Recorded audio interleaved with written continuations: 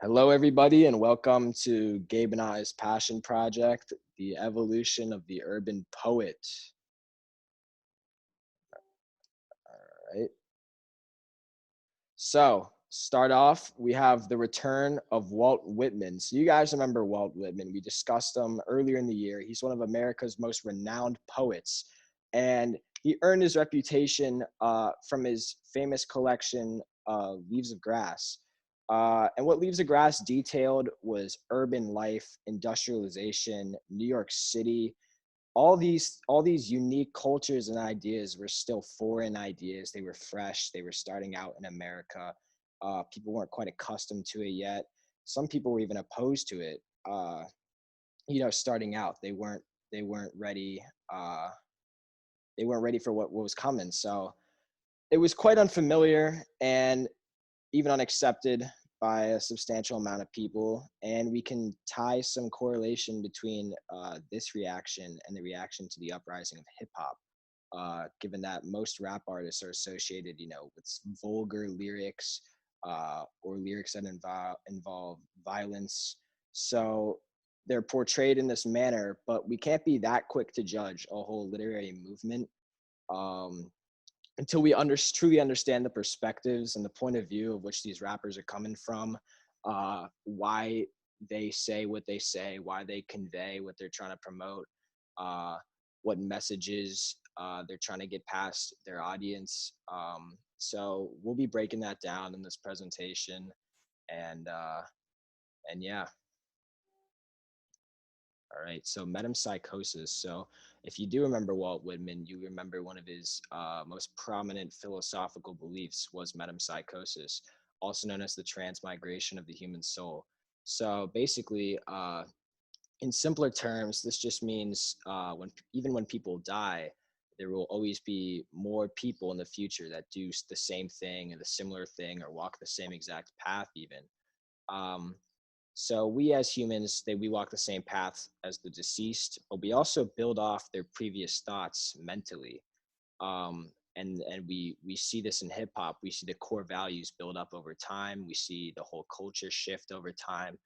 But when it really comes down to it, not much of its overall core has transitioned. So, for instance, Chuck D, who was a member of the '80s rap group Public Enemy, he famously called hip hop at the time the Black CNN.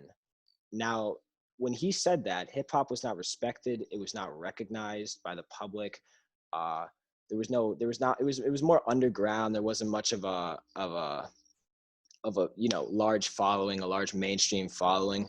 However, with the invention of social media, the promotion of many new artists in the 21st century, we're starting to see hip hop become much more mainstream, thus making it easier for these poets to convey their message to the people. Um, and yeah, so these urban poets of the past, they both metaphorically and literally still exist under our boot soles. That's a famous quote from Whitman in his Leaves of Grass. So these are still very evident in our society. So you can see this with Jay-Z, for instance, who partnered with the NFL and the NFL owners to try and promote political activism within such a big industry. It goes. I think everyone would agree. Sports, modern day sports, and hip hop go hand in hand now, uh, and that's large due in part by the actions that Jay-Z started. He was the one to really take a stand with the NFL, and of course, many other artists in the NBA uh, are still very involved, or any sports league, but they kind of go hand in hand. And even Kanye West, back, I think it was in a Hurricane Katrina relief TV program, he made the very controversial quote that George Bush doesn't care about black people. People kind of took it as a joke, or they just took it as Kanye being Kanye. But that shouldn't take away from what his the meaning of his stance, why he said that on national television. He obviously didn't say that as a joke if you're going to go out of your way. So, all these roots of hip hop is what I'm trying to say is all these roots of hip hop still are evident in our today. And so hip hop itself has beautifully executed Whitman's vision of this earth. And I think that's why Gabe and I got so intrigued in this topic at the start of the spring. You know, we wanted to bring all these ideas, all these beliefs that we've learned throughout the year, and incorporate them into a shared passion that we have. So, yeah. And so a quote we've taken from a Harvard study regarding rap music, quote, as it continues to evolve alongside the development of social media and the internet, rap will only strengthen its foothold in the music world. Hip hop is here to stay. All right. So, yeah, for the evolution, you guys, I know, got a taste of it last time, I think 2 classes ago. But basically, we're going to be taking a variety of songs. We're going to be breaking a variety of songs from artists that aren't afraid to spread awareness through their craft. They're not afraid to detail their struggles. And some of these songs even offer effective solutions on how to solve these problems.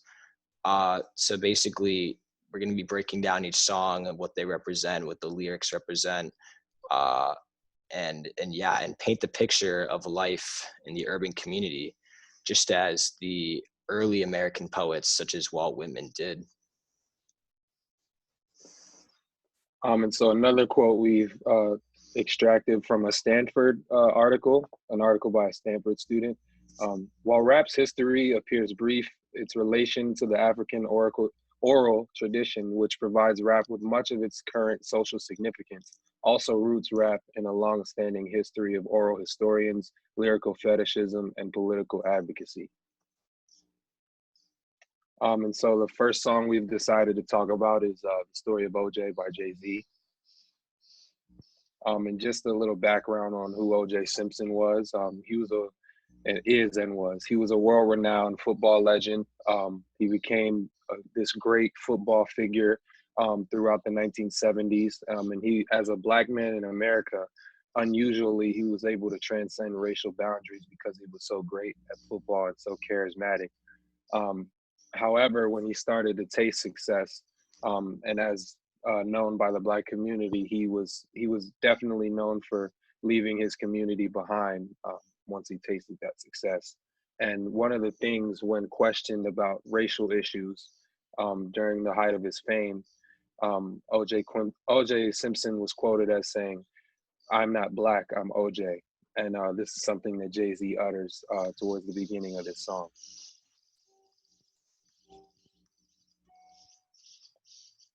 And so what Jay-Z really illustrates throughout this song, The Story of OJ, is the primary curse, of the black man in America.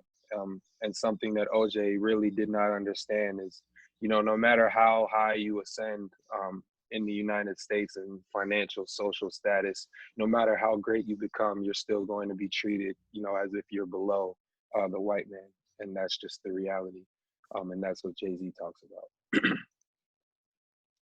And so the next song we've decided to do is Championships by Meek Mill. And so Meek, he really sets the scene for what's going on in modern day Philadelphia. And as the trenches, Meek Mill might put it sometimes. He's really the voice of Philadelphia and the urban scene in that city. And so a really important 8 lines that he recites in this song is, quote, "All the youngins in my hood popping perks now, getting high to get by, it's getting worse now. You gotta tell them, put them guns and the perks down. The new jails got 10 yards in them, and that's your first down." So the first 4 lines, they really describe, all the bad things that are going on with the young people in his community. They're popping Percocets, to try to deal with pain, getting high to get by. They're trying to, cope with the pain and the stress and the trauma that they're dealing with in these neighborhoods. You got to tell them, put them guns and them perks down. Them new jails got 10 yards in them, and that's your first down. That really means the prison system is ever expanding. It's expanding every single day. And that's society's that's the route and the decision society has decided to make. Rather than trying to help these young people with their drug issues, they decide to throw them in jail instead. Um, excuse me. So, and I ain't come here to preach. I just had to say something because I'm the one with the reach. Young and got a quarter ounce. He's trying to turn into meat. Ain't had no daddies. We had to learn from the streets. So Meek Mill is not trying to, really be a preacher. He's still involved in this urban community as well, but he's not really trying to, look down upon these kids. Um, he said, I just had to say something because I'm the one with the reach, because he's the one with the influence in the city. He realizes that he can make a difference. Um, Young and got a quarter ounce. He trying to turn into Meech.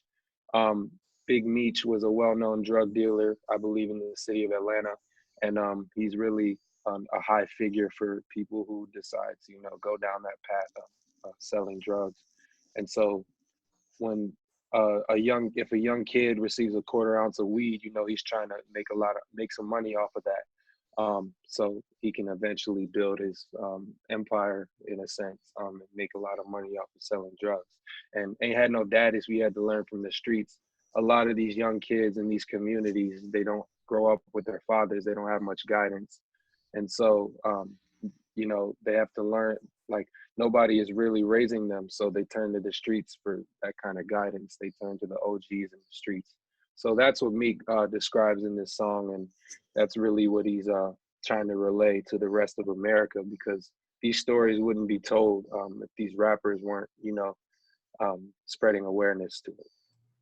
Yeah, and we'll see a Nas song later on in the presentation. I think directly relates to that. Great song by Meek.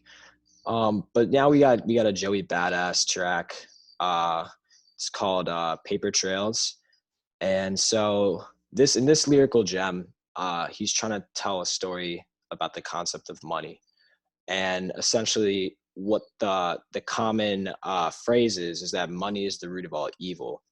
However, Joey is trying to project that money is actually the root of all people. So he's trying to project that money is a natural instinct of humans. It's what we strive to achieve, what we strive to get, and but it's not the true evil.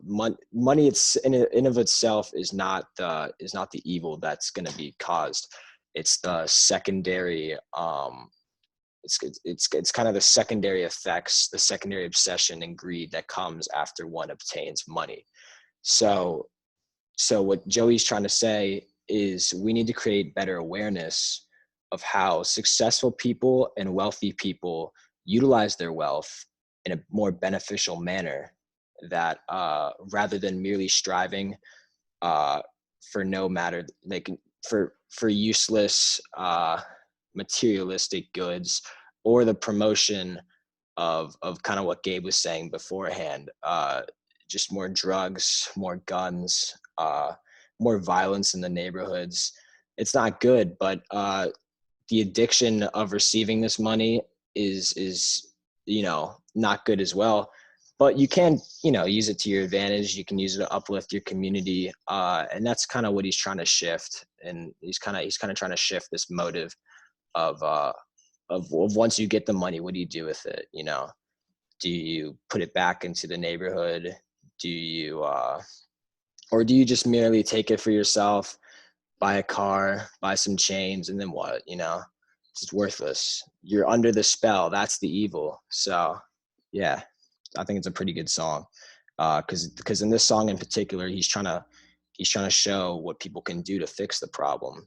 A little bit more of a step up from just acknowledging it. He's actually trying to tell his audience what, how to fix it. So I thought that was interesting. So yeah, Gabe, now we got Kendrick.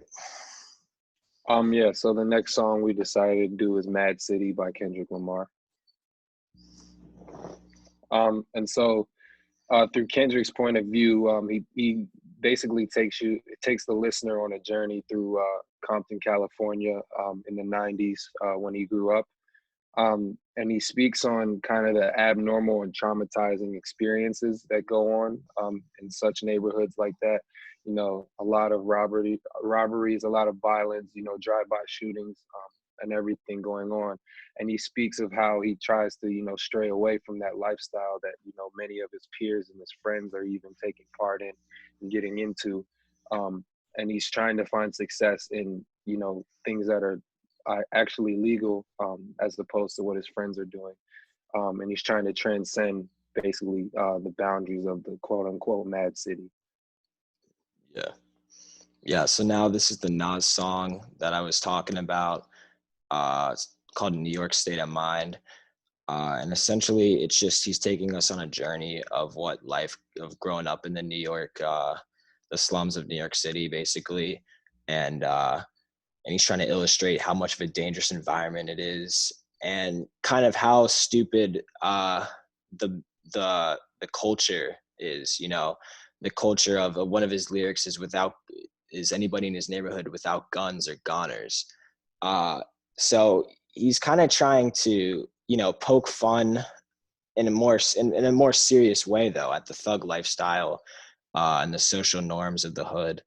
And he's trying to tell his audience that there's, it's dangerous, it's unfortunate, and basically trying to shift the motive of these kids that are coming up, that it's not that glamorous of a lifestyle that you want to get into. So you might want to. So basically, what he's saying is you're gonna go into these neighborhoods. You're gonna want to keep a New York state of mind, because if you're not careful, you might not come out. So yeah, now we got a quote before Gabe tells us about the N-word controversy on the next slide. We have a quote from a Northwestern study, or a Northwestern opinion article, that says, everyone want to be black and say the N-word, but nobody really want to be black. And that's the thing that hurt. So, yeah. And so obviously we know that there's a lot of controversy around the N-word. Why is it used in rap lyrics? Why is it used in all of these songs? Why can't certain people, why aren't certain people allowed to say it per se? And so it's definitely been used throughout the history of hip hop. Obviously commonly used by Black artists.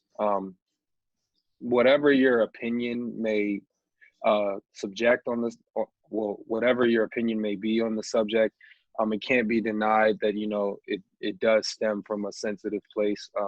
It has a very powerful past, a very negative past, and there's a lot of controversy regarding why different artists say it, if it's such a derogatory term. It's especially difficult for individuals who have gone through the civil rights movement, that era, because it does kind of send African Americans to kind of a dark past and bring them back to a place that they simply don't want to go back to.